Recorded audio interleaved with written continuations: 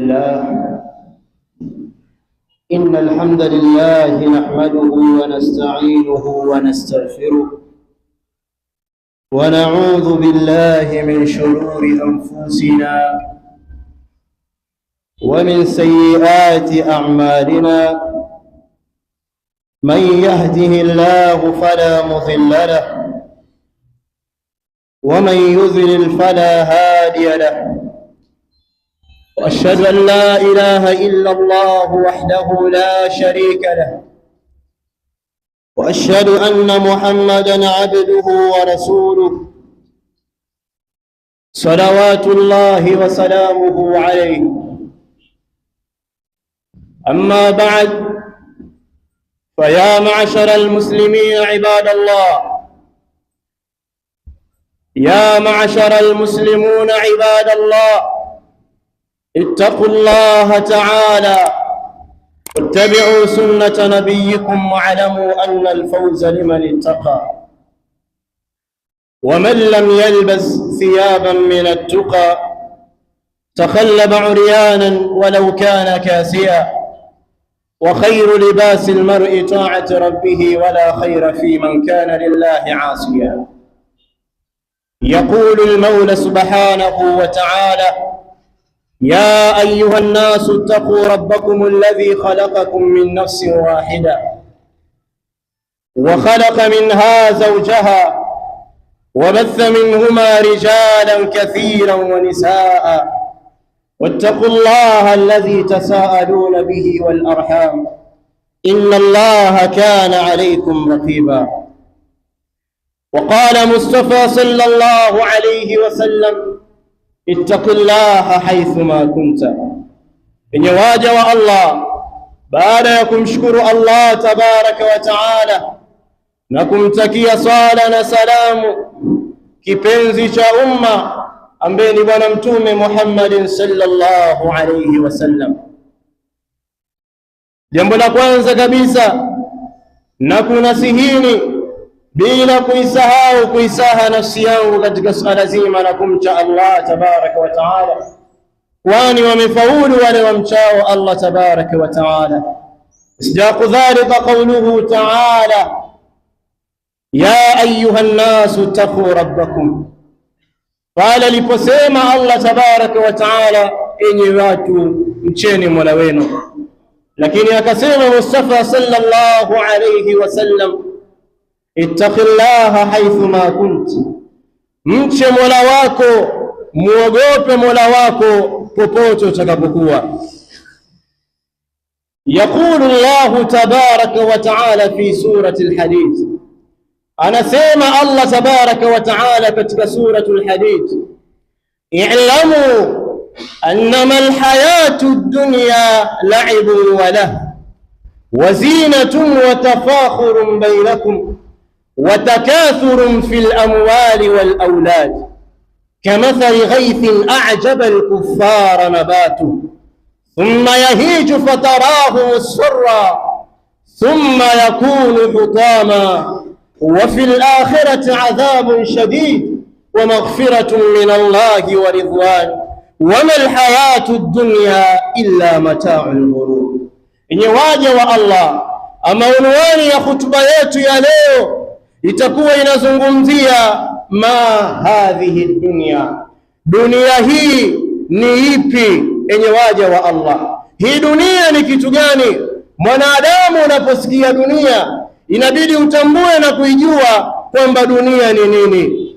Ibadallah, anasema Allah tabaraka wa taala katika suratul Hadid: i'lamu, tambueni enye wanadamu, enye waja wa Allah tabaraka wa taala, anna hadhihi alhayatu ad-dunya la'ibun wa lahu, hakika haya maisha ya kidunia tambueni kwamba ni mchezo, walahu, na ni upuzi ambao ni lahu, watu wanajisahau. Dunia ni kitu ambacho kinawasahaulisha watu na Allah tabaraka wa taala. Wazina, lakini lisha lahu, lakini pia ni mapambo ambaye anampendezekea mwanadamu akamsahau Allah tabaraka wa taala. Lakini hiyo dunia ambayo wanadamu mnaipaparukia, mnaipapatikia, mnaiendea kwa pupa, kuna nini ndani yake? Watafakhurun bainakum, kuna tafakhur, watu mnajifakharisha baina yenu, mmoja wapo anajifakharisha juu ya wenzie. Hiyo ndiyo dunia ilivyo. Watakathurun fil amwali wal aulad, lakini mnajisifu mno. Mtu ana ufahari, mnajifakharisha baina yenu, lakini pia mnajisifu na kujifakharisha kwa kuwa na watoto wengi, lakini pia kwa kukithirisha mali, kwa kuwa na mali nyingi. Hiyo dunia. Mwanadamu anapokuwa na mali nyingi, basi anajikuta yeye ndiyo yeye katika dunia hii. Kwa hiyo dunia ndivyo ilivyo. Watu wanafakharishana, wanajifakharisha katika ulimwengu huu kwa kile ambacho amewaruzuku Allah tabaraka wa taala katika mali, lakini pia katika watoto. Mwanadamu anapobarikiwa watoto, basi anajifakharisha. Anaweza akafika mbele ya wenzie akasema, ni nani kidume zaidi yangu mimi? Anajifakharisha. Watu wakimuuliza kwa nini, ni kuitia watoto wangu. Mimi najaza kijiji na uhakikishia hapa, nikiwaita watoto wangu mmoja baada ya wengine, nitajaza Kenta hapa. Kwa hiyo ni ufahari ambao Allah tabaraka wa taala ameuzungumzia kwa wanadamu ambao wako duniani. Ma hadhihi dunia, dunia hii ni ipi? Ndiyo hiyo ambayo Allah tabaraka wa taala anaielezea. Watafakhurun fil amwali wal aulad kamathali ghaithin ajaba al-kuffara nabatu. Allah tabaraka wa taala anaendelezea, anasema kamathali ghaithin ajaba al-kuffara nabatuhu thumma yahiju fatarahu musfarra thumma yakunu hutama wa fil akhirati adhabun shadid. Anasema hii dunia mfano wake ni kana kwamba konde ambalo limenyeshelezewa na mvua, alafu ukachipua mimea yake na mazao yake yakanawiri kweli kweli, lakini ghafla Allah tabaraka wa taala akaikausha ile ardhi. Mara tu ile mimea ikaanza kubadilika, mara ikawa ya njano, yakabakia ni mabua, mwisho wa siku yanapokutika mbele. Allah tabaraka wa taala anasema wa fil akhirati adhabun shadid. Lakini hiyo dunia ambayo mnaipaparukia, mnajisifia kwayo, mnajifakharisha kwayo, dunia hiyo, tambueni akhira adhabun shadid, kuna adhabu yumizayo na kali mno mbele ya Allah tabaraka wa taala. Allah mbeleni akamalizia akasema wama alhayatu dunia, na wala hayakuwa hayo maisha ya kidunia ambayo mnajifakharisha nayo baina yenu, illa mata'ul ghurur, isipokuwa ni starehe fupi za muda mfupi sana ambazo zinawapumbaza enye wanadamu. Ibadallah, yaqulu an-nabiy sallallahu alayhi wasallam, anasema bwana mtume sallallahu alayhi wasallam katika hadithi yake iliyopokelewa na Imamu al-Bukhari, anasema kun fi dunya kaannaka gharib, ishi katika hii dunia ewe mwanadamu kana kwamba wewe ni mgeni, au abiru sabil, au mpita njia. Ana maana gani bwana mtume sallallahu alayhi wasallam kutoa nasaha kwa umma wake na kwa maswahaba zake, kuambia waishi katika hii dunia? Alikuwa anawaelimisha kwamba hii dunia kwamba ni kitu gani. Usiwe katika ulimwengu huu wa kidunia ukajiona kana kwamba wewe umefika.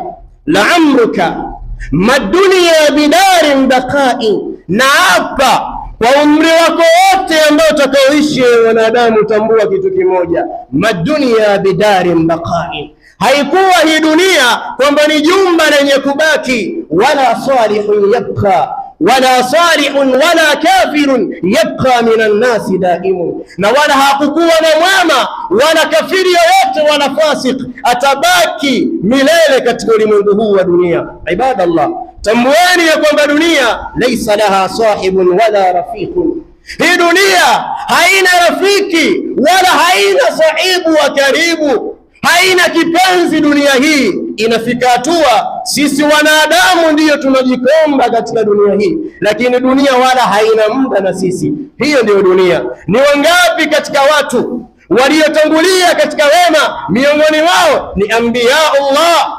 wasalihun, ni manabii wa Allah na watu wema waliotangulia, lakini wakam min alfujjar, ni wangapi katika waovu walikuwa katika dunia hii wakiikumbatia. Min dhimnihim Qarun alayhi la'an.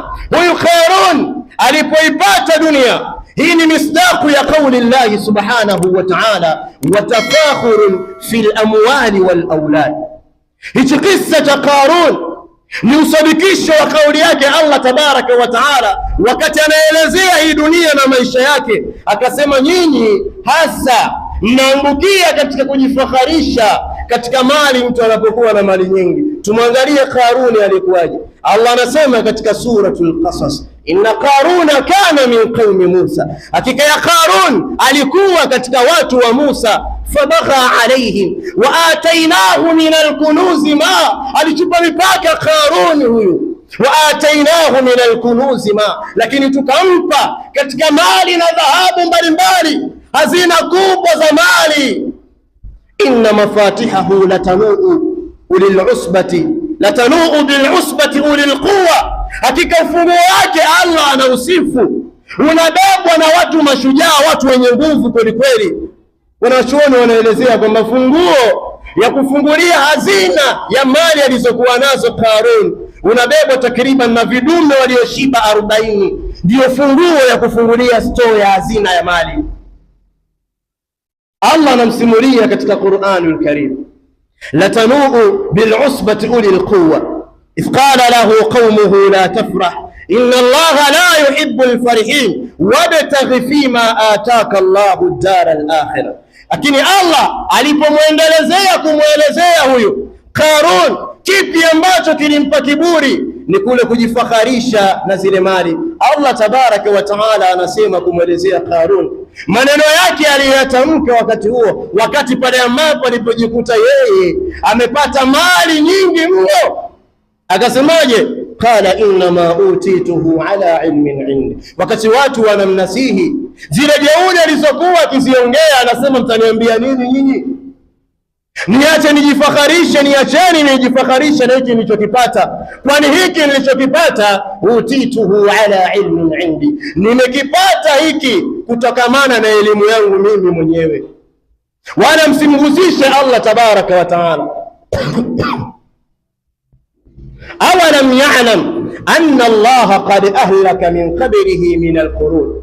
Awalam ya'lam, Allah anasema hivi, hakutambua huyu anna Allah qad ahlaka min qablihi min alqurun, ya kwamba Allah alikwishaangamiza kabla yake Qarun watu karne mbalimbali. Man ashaddu minhu quwwa, wale ambao walikuwa na nguvu zaidi yake yeye. Wa aktharu jam'a wala yusalu an dhunubihim almujrimun. Huyo ndiyo Qaruni alivyokuwa. Watafakhurun fil amwali wal aulad, hiyo ndiyo dunia. Wanadamu wameelemea katika upande wa kujifakharisha na kuitafuta hii dunia. Lakini dunia ni ipi? Laisa bidarin baqa'in, madunya bidarin baqa'in. Hii dunia halikuwa ni jumba lenye kubaki, wala salihun wala fajirun yabqa minan nasi daimun, lakini hakuna mwema ambaye alibaki milele au ambaye atabaki milele, na hakuna muovu ambaye anafanya maovu alafu kisha akabaki milele katika hii dunia. Ibadallah, anasema Allah tabaraka wa taala katika suratul Rahman, kullu man alaiha fan, kila kilichoko katika ulimwengu huu kitaondoka na kuelekea mbele ya Allah tabaraka wa taala. Ma hadhihi dunya, hii dunia ni ipi? Yaqulu al-Mawla subhanahu wa ta'ala fi surati al-A'la, anasema Allah katika suratul A'la kuambia wanadamu, bal tu'thiruna alhayata ad-dunya, bali nyinyi wanadamu mnaendekeza sana na mmeathirika sana na haya maisha ya kidunia. Lakini tambueni jambo moja, wal akhiratu khairun wa abqa, lakini akhira ni bora na ni yenye kubaki, lakini dunia hii itaondoka. Ibadallah, ma hadhihi dunya, dunia hii ni ipi? Tuitambue kwamba dunia hii sisi wanadamu ndiyo wenye kuikumbatia, lakini dunia haina rafiki, si mwema wala si muovu. Unapofika muda wako wala utakapoondoka wewe, si kama dunia hii itatikisika. Hapana, wala hakuna kitu ambacho kitasimama kwa sababu ya kuondoka kwako, kwa sababu wewe katika hii dunia si chochote wala si lolote. Wewe ndio unajikomba katika dunia, lakini dunia haina muda na wewe na wala haina urafiki na wewe. Ibadallah, na hii dunia ni kwa nini haina rafiki? Kwa sababu yenyewe ipo siku na yenyewe pia itaondoka. Allah anasema katika suratul Anbiya, yauma natwi sama, kumbuka siku ambayo tutaikunja mbingu katayi sijili lilkutub, kama vile tunavyozikunja, yani kama vile mtu anapokunja zile karatasi za kitabu, kazichana alafu akazishika. Na ndiyo hiyo siku ambayo Allah tabaraka wa taala atakavyozikunja mbingu. Je, yenye waja wa Allah, kuna dunia bila ya mbingu na ardhi? Laisa kadhalika. Hakuna dunia bila ya mbingu na ardhi. Ili dunia iwepo ni lazima mfumo mzima mbingu na ardhi ziwepo, lakini Allah tabaraka wa taala ameahidi mwisho wa siku hii dunia atakuja kuiharibu. Hii dunia atakuja kuiharibu, atakuja kuziondosha miguu zake, lakini pia atakuja kuibadilisha hii ardhi yake, aliposema yauma tubaddalu al-ardu ghayra al-ardh, siku ambayo ardhi hii itaondolewa. Na siku ambayo ardhi itakapoondolewa, basi ndio mwisho wa dunia hii. Itakuwa kitu kinachoitwa dunia hakipo, na ndio maana dunia haina rafiki wala haina ndugu. Yenye waja wa Allah, usijidanganye kwamba hapa duniani umefika. Wamal hayatu dunya illa mata'ul ghurur, hayakuwa ya maisha ya dunia isipokuwa ni starehe chache za muda mfupi zenye kupumbaza. Enye waja wa Allah, usipumbazike na dunia. Yaqulu an-nabiy sallallahu alayhi wasallam, anasema bwana mtume sallallahu alayhi wasallam katika hadithi ambayo imepokelewa na Imamu Tirmidhi, anasema walau kanat ad-dunya ta'dilu 'inda Allah, lau kama hii dunia ingelikuwa mbele ya Allah tabaraka wa taala jinahi ba'udatan ma saqa al-kafiru minha shurbatan min al-ma, lau kama hii dunia ingelikuwa ina thamani mbele ya Allah tabaraka wa taala hata lau bawa wa mbu. Tuangalie dunia ni nini? Hii dunia haina thamani mbele ya Allah, na anathibitisha bwana mtume anasema lau kama hii dunia ingelikuwa ina thamani usawa wa ubawa wa mbu mbele ya Allah tabaraka wa taala, basi anakuhakikishia bwana mtume sallallahu alayhi wasallam ma saka kafirun minha shurbata maa, asingelikunywa kafir kutoka katika dunia hiyo hata fumbo moja la maji. Lakini kwa nini kafiri kwa sasa Allah anamruzuku, anakunywa, anakula, anafanya anachokitaka yeye? Kwa sababu hii dunia haina thamani yoyote mbele ya Allah tabaraka wa taala. Hata usawa wa bawa la mbu lina thamani mno mbele ya Allah tabaraka wa taala kuliko hii dunia ambayo wewe mwanadamu unaikumbatia. Ibadallah, yenye wanadamu, madunia bidari baqa, hii dunia sio nyumba ya kubaki. Anasema Imamu Ahmad rahmatullahi ta'ala alayhi, anasema Imamu Ahmad kuielezea dunia hii aliposema ad-dunya darul amal. Wewe Muislamu, tambua dunia hii, jiekeze tu na uweke katika fikra yako kwamba dunia hii ni jumba la vitendo, la matendo, la hisaba alayhi, hakuna kuhesabiana, wala tusalu an shay, na wala hakuna siku ambayo atajitokeza kwako raqibu wala atid kukuuliza wewe kwa nini umefanya haya, kwa nini umefanya haya. Wala tusalu an shay, hutaulizwa kwa chochote, hapa unafanya matendo tu. Imamu Ahmad anatuzindua, anatuambia tambua dunia ni jumba la matendo tu, la hisaba alayhi, hakuna kuhesabiwa. Lakini wal akhirah darul jaza wal hisab, lakini akhira unapofika mbele ya Mola wako, hile ndio sehemu sasa ya malipo na kuhesabiwa mbele ya Allah tabaraka wa taala.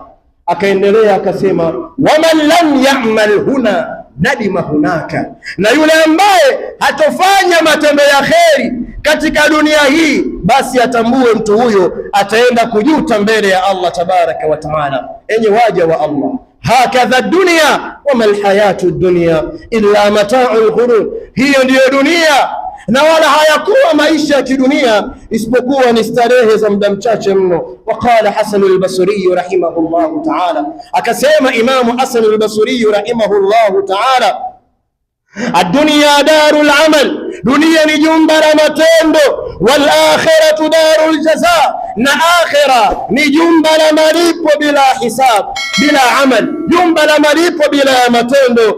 Fakhudh min dari amalikum lidari jazaikum, basi chukueni kitu min dari amalikum, kutoka katika jumba la matendo yenu. Usikubali wewe ukaikumbatia hii dunia, ipo siku utaiacha na itakuachia, wala haitoambatana na wewe kuelekea mbele ya Allah tabaraka wa taala. Wasia wa Imamu Hasan al-Basri anasema, fakhudh min dari amalikum, basi pupia nachukua kitu kutoka katika hilo jumba la matendo yenu ambayo mnayafanya, ambayo ni hii dunia, lidari jazaikum, kwa ajili ya kuelekea katika jumba la malipo yenu bila amal. Ibadallah, huu wote ni wasia wa maulama as-salaf as-salih, wema waliotangulia, wanatunasihi na kutueleza dunia hii ni kitu gani. Wama alhayatu dunya illa mata'ul ghurur, yenye waja wa Allah, hayakuwa maisha haya ya kidunia isipokuwa ni starehe za muda mchache mno na zenye kupumbaza. Ibadallah, yaqulu Imamu Ali ibn Abi Talib radhiyallahu anhu, anasema Imamu Ali ibn Abi Talib, radhi za Allah zimwendee, anasema, an-nafsu tabki ala dunya wa qad alimat anna as-salamata fiha tarku ma fiha. An-nafsi tabki ala dunya, utakuta nafsi ya mwanadamu anaililia hii dunia. Wa qad alimat anna as-salama tarku ma fiha, na aliyakuwa inatambua hiyo nafsi ya kwamba salama yake mbele ya Allah tabaraka wa taala, tarku ma fiha, usalama wako wewe katika hii dunia na mbele ya Allah tabaraka wa taala ni kuachana na yote ambayo yanaambatana na hii dunia hii.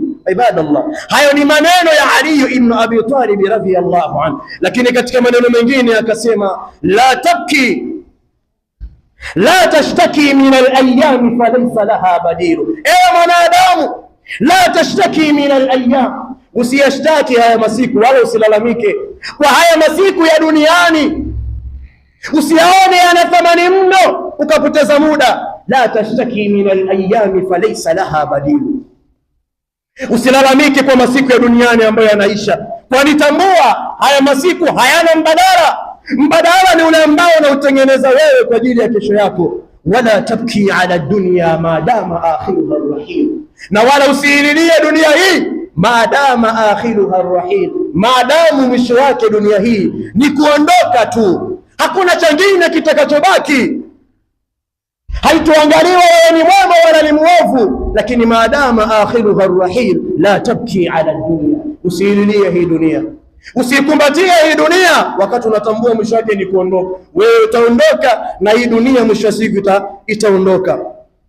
Akaendelea akasema, waj'al thiqataka billah, jalia thiqataka billah, kujiegemeza kwa Allah, matendo yako yote elekeza kwa Allah tabaraka wa taala, shikamana na taati Allah subhanahu wa taala. Huo ndio mwisho uliokuwa mzuri. Imamu Ali ibn Abi Talib wakati anaendelea anasema maneno haya ni wasia mzito wenye waja wa Allah, ni wasia ambao mtu anazungumza kutoka min samimi qalbi, kutoka katika kifua chake, katika moyo wake. Anakupa wasia ya ndugu Muislamu ambaye umeshikamana na hii dunia ukamwacha Allah tabaraka wa taala, anakuelimisha kwamba hii dunia ni nini. Waj'al thiqataka billah, jalia thiqa yako, uaminifu wako, imani yako na matendo yako yote elekeza kwa Allah tabaraka wa taala. Akaendelea akasema, watawakkal ala alhayy alladhi la yamut fa innahu ala kulli shay'in wakil, lakini tegemea kwa yule aliyekuwa hai ambaye hafi, hakika yeye juu ya kila kitu ni muweza, yeye ni wakili juu ya kila kitu. Allah tabaraka wa taala, mtegemee Allah tabaraka wa taala, fanya matendo kwa ajili ya Allah tabaraka wa taala, achana na dunia. Wama alhayatu dunya illa mata'ul ghurur. Hii ndiyo dunia, ni waja wa Allah. Dunia hii inaishi watu mbalimbali, mwema na mwovu wote Allah anawaruzuku. Hiyo ndiyo dunia. Yuko kafiri anapata riziki, anakunywa kila anachokitaka, anakula kila anachokitaka. Wewe Muislamu unapata kile ambacho Allah amekukadiria, unakunywa kile ambacho Allah amekukadiria, amekuruzuku, na unakula kile ambacho Allah amekuruzuku. Hiyo ndiyo dunia. Yun'amu al-kafiru was-salih, unaemeshwa ndani mwake kafiri na mwema. Hakadha dunia, lakini yote haya, wama alhayatu dunya illa mata'ul ghurur. Hayakuwa ya maisha ya kidunia isipokuwa ni starehe zenye kupumbaza tu.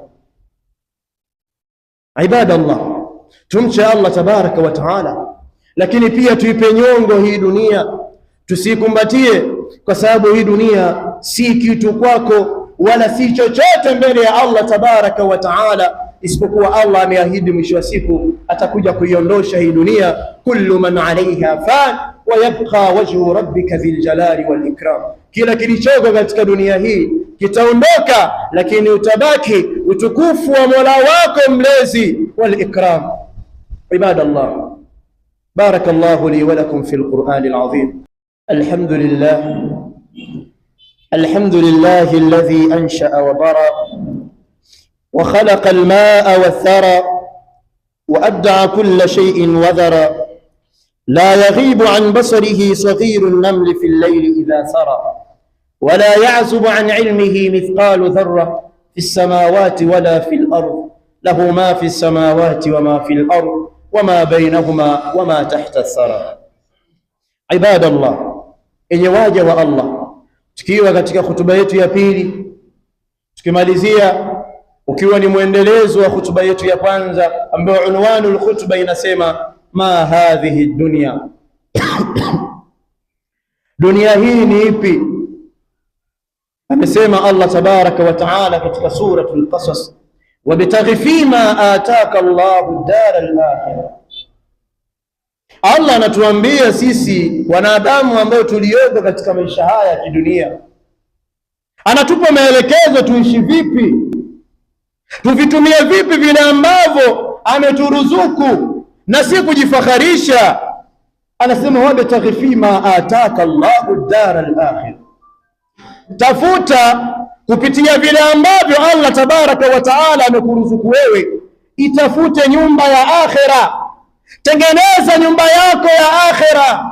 Wala tansa nasibaka min ad-dunya, lakini mwishoni akakwambia usisahau kama na wewe una nafasi katika dunia, una fungu lako katika dunia, lakini litafute kwa kuchunga mipaka ya Allah tabaraka wa taala. Enye waja wa Allah, katika dunia hii akhul mali yabki hina fakhat musibatun fulusa wa dhu faqrin ila almali yarghabu. Wahid min ash-shu'ara yaqul akhul mali yabki hina fakhat musibatun fulusa. Watu katika dunia hii, yule mwenye mali kweli kweli anatokwa na machozi pale ambapo Allah amempa mtihani wa msiba, alafu ule msiba ukawa na gharama mno kuliko mali alizokuwa nazo. Hapo ndipo utakapoona tajiri anatoka machozi. wa dhu faqrin ila almali yarghab, lakini yule ambaye ni fakiri anatafuta mali. Hiyo ndiyo dunia, mambo yanaenda kinyume nyume. Mwenye mali hataki mali yake imtoke, hataka baki nayo. Allah akimpa msiba ambao una gharama mno kuliko mali yake, basi utamuona anatoka na machozi. Ni balaa gani ambayo limenikuta mimi wakati huu? Kwa sababu ameona gharama zimekuwa ni nyingi mno. Lakini kinyume chake yule fakiri, ila almali yarghabu, anaitafuta hii mali kwa udi na uvumba. Akiendelea akasema hunaka aqimun hammuhu kaifa yunjabu, lakini katika dunia hiyo hiyo hunaka aqimun, kuna mgumba ambaye hammuhu, yani pupa yake, kaifa yunjabu, vipi Allah tabaraka wa taala anaweza kumpatia mtoto.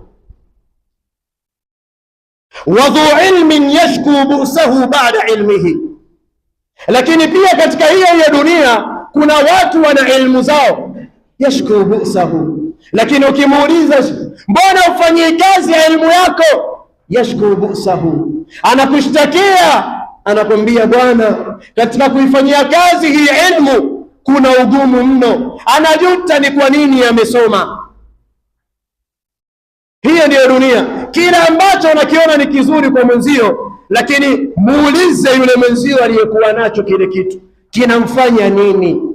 Kila mmoja analia kwa wakati wake. Tajiri likija jambo linalozidi mali yake analia, analani mno, lakini maskini ambaye hana mali pia anaililia hiyo mali katika hii dunia awe kama fulani. Lakini yule ambaye ana mali lakini ni mgumba, hazai, yeye pia mwenyewe analia kwa Allah tabaraka wa taala katika hii dunia, vipi atapata mtoto. Watafakhuru fil amwali wal aulad, huku imeingia katika kauli ya Allah aliposema watu mnajifakharisha katika hiyo dunia. Mtu akiwa na watoto anajifakharisha kwa watoto wake, lakini pia mtu anapokuwa na mali huwa mnajifakharisha kwa mali mlizokuwa nazo. Lakini pia kwa mwenye elimu, mtu anapokuwa na ilmu, ule ugumu wa kuifanyia kazi ile ilmu, anajuta ni kwa nini nimekuwa na ilmu hii, na ni dhima kubwa mbele ya Allah tabaraka wa taala. Hii ni dunia yenye waja wa Allah. Hunalika dhu jahlin qula ilmi yatlubu, lakini pia katika hiyo dunia hunalika dhu jahl, kuna watu ambao ni wajinga, la yaarifuna min shay, hawajui chochote. Qula ilmi yatlubu, wanaisaka hiyo ilmu kwa udi na uvumba. Alim analalamika shida anazozipata katika kuifikisha ilmu hiyo, lakini pia huyu mjinga anaitamani ile ilmu aliyokuja nayo, aliyokuwa nayo yule mwenzie ambaye analalamika. Hakadha dunia, kila mmoja analia na mzigo wake ambao hakuna utatuzi isipokuwa ni yeye mwenyewe. Hakadha dunia, hiyo ndio dunia yenye waja wa Allah. Kila mmoja analia na chake, analalamika vipi dunia iweke sawa ili aweze kufanya mambo yake kwa raha, lakini anakuta dunia inamkataa. Na hivyo hivyo ndivyo dunia ilivyo. Haitokuwa rafiki na wewe kwa sababu una mali nyingi, haitokuwa rafiki na wewe kwa sababu una ilmu nyingi, haitokuwa rafiki na wewe kwa sababu una watoto wengi, haitokuwa rafiki na wewe kwa sababu mjinga sana itakuwa inakuendesha, inakuburuza. La, hakadha dunia laysa laha rafiqun wala sahib, dunia haina rafiki wala haina nani. Dunia ipo kama dunia ili ufanikiwe ye mja wa Allah. Kuwa katika wasia wa Bwana Mtume sallallahu alayhi wasallam aliposema, kun fi dunya kaannaka gharibin, kuwa katika hii dunia kana kwamba wewe ni mgeni au abiru sabil au mpita njia, basi ndio utakuwa umefanikisha katika uhai wako huu wa kidunia. Lakini kinyume na kuelekea katika wasia wa Bwana Mtume sallallahu alayhi wasallam aliyokupa, satafshal, utafeli katika maisha haya ya kidunia, utaelekea mbele ya Allah tabaraka wa taala ukiwa huna kitu. Ibadallah, tukiwa tukimalizia hutuba yetu, tutakumbushana katika suala zima ambalo liko mbele yetu. Hiyo dunia watu tumelima vya kutosha. Mwingine anaweka moja, anaweka mbili, anakwambia mwakani mimi sitaki kuwa na njaa. Watu waliolima mashamba, mwenye eka mbili, yule mwenye eka tatu akija anijifakharisha kwa mwenzie, wewe umelima nini bwana wewe? Nimelima eka mbili. Wewe unalima unatania. Hebu twende nikakuonyeshe mahekalu ya mashamba. Kuta mtu anajifakharisha kwa mwenzie kalima eka 5, eka 6. Na hivyo hivyo ndivyo wanadamu walivyo katika hii dunia. Lazima mtu ajifakharishe. Anakuja kwenye shamba la mwenzie, anakuta mahindi bwana hajazaa vizuri, anaambia twende kwangu ukaone, twende kwangu ukaone hindi lilipozaa kweli kweli. Anajifakharisha kwa mwenzie, wewe bwana huna mkono wa kulima. La, hamna mwanadamu aliyeumba na mkono wa kulima. Hizo ni katika harakati ambazo wanadamu wanazifanya tu, ni neema za Allah tabaraka wa taala, anampa mtakaye. Lakini sifa ya wanadamu katika hii dunia, tunajifakharisha mno na wala hatumshukuru Allah tabaraka wa taala katika neema alizotupa. Kwa sasa watu wamelima, lengo langu ni nini? Na wakumbusha wale ambao wamelima. Allah anasema waatu haqqahu yawma hasadi, wapee haki zao yale makundi ambayo Allah tabaraka wa taala ameyataja. wapee haki zao yauma hasadi, unapofika ule muda wa mavuno. Umelima, Allah kakupa neema, una mahindi kibao, maekari kibao. Mkulima akisimama shamba anafanya kushika tumbo lake, alafu anatikisa kichwa, anasema hapa, wallahi mimi sidhani hapa Allah kaninyima sana gunia 100. Lakini katika hizo gunia 100 anazungumza katika nafsi yangu, hizo hatakula yoyote, hizo ni zangu mimi peke yangu. Allah anamwangalia tu. Watu hawatoi zaka katika wakati ambao Allah amewaambia watoe zaka hizo. Wakati wa mavuno ndio wakati wa kutoa zaka, na tutambue zaka ni miongoni mwa nguzo za Uislamu, na ni nguzo ya 3 katika nguzo za Uislamu. Baada ya iqami sala ikaja itai zaka, baada ya kusimamisha swala ikaja nguzo ya kutoa zaka. Katika mali aliyokupa Allah tabaraka wa taala kuna haki za Allah ndani mwake, lazima utoe zaka. Kwa nini watu hawatoi zaka? Wanaikumbatia hii dunia, anaona akitoa atafilisika, kumbe hajui kila anachobaki nacho ndicho kinachomla katika mali yake. Anaiharibu mali yake kwa kuacha haki za Allah tabaraka wa taala ndani ya ile mali. Ndio unakuta mtu anafilisika, hajui kafilisika muda gani. Mali zinamtoka, mfate kamuulize, wewe ndugu yangu, katika ibada nguzo yako ya Uislamu mojawapo ya zaka, je, ulishawahi kutoa zaka hata mara moja? Hakumbuki. Wallah, ataona tu aibu, atasema ndio, lakini yeye mwenyewe yashhadu fi nafsihi ala annahu yakdhibu alayhi, anashuhudia ndani ya nafsi yake kwamba yeye anakuongopea tu, hatoi zaka.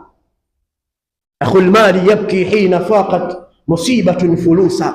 Kwa watu wenye mali na wale wabakhili wa kuelekea ibada ya zaka, wanaona hii amri ya Allah tabaraka wa taala ya kutoa zaka ni msiba mkubwa mno. Analia, una gunia 100, una gunia 50, una gunia 10, Allah amekupa, unashinda kutoa kile kiwango ambacho Allah amekuandikia katika gunia zako 10.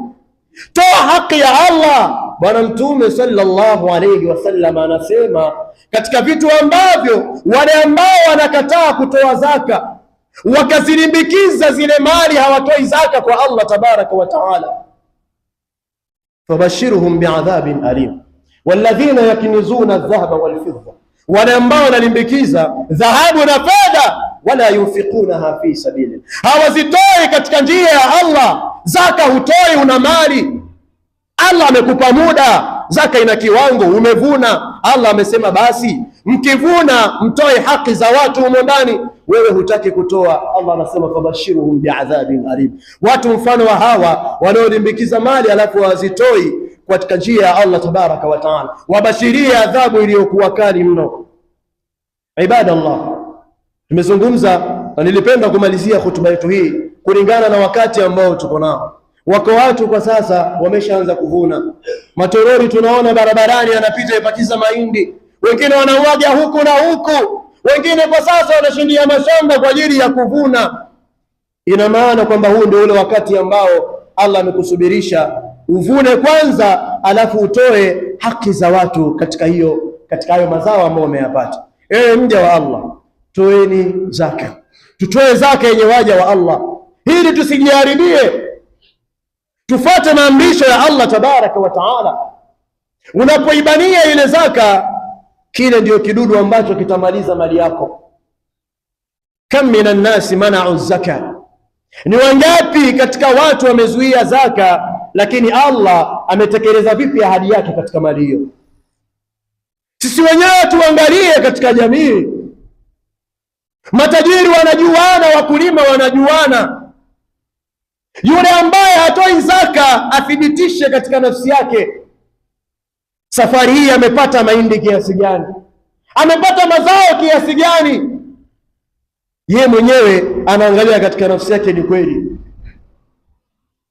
Wengi katika watu kwa mvua zilizoshuka, mvua zilizosilezesha Allah tabaraka wa taala, kwa wakati huu watu wamepata mazao mengi sana, lakini kuna mtu unamkuta katika shamba lake mahindi yako ni vibua, kama vile ameshukiwa na adhabu.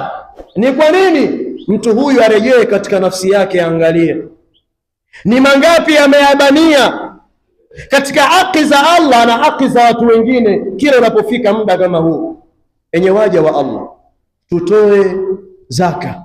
Watu watoe zaka katika mazao ambayo wameruzukiwa na Allah tabaraka wa taala, kwani hiyo ni moja kati ya nguzo za Uislamu.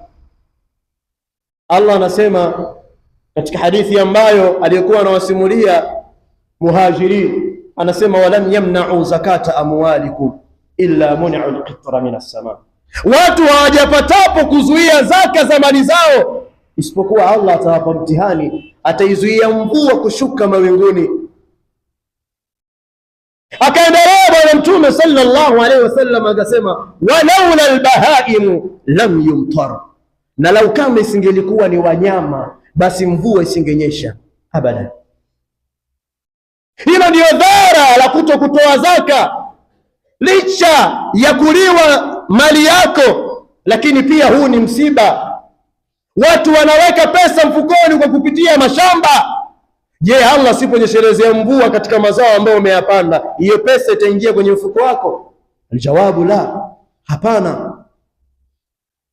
Kwa jamani, kila aliyokuwa naye, aliyokuwa na mazao, anemjua mwenzie ana mazao kadha na kadha, ndio muda huu muusie ndugu yako atoe zaka. Nadhani watu wanatambuana vizuri mno. Wewe mwenyewe, kila mmoja alipokaa anamjua ndugu yangu anakuaga ni mzito sana katika hii ibada. Mshike mkono, muelekeze, mwambie, kwani nafsi siku zote zina shuh, zina ubakhiri, na Allah amesema waman yuqa shuhha nafsihi faulaika humul muflihun. Yeyote ambaye utakaondosha ule ubakhiri uliokuwa katika nafsi yake, basi hao ndio wale watu ambao waliofaulu.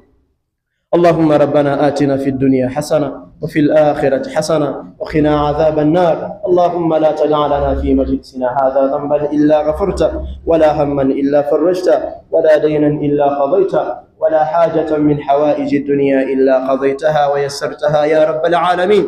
عباد الله، إن الله يأمر بالعدل والإحسان وإيتاء ذي القربى وينهى عن الفحشاء والمنكر والبغي يعظكم لعلكم تذكرون. اذكروا الله يذكركم وادعوه على نعمه يزدكم ولذكر الله أكبر والله يعلم ما تصنعون.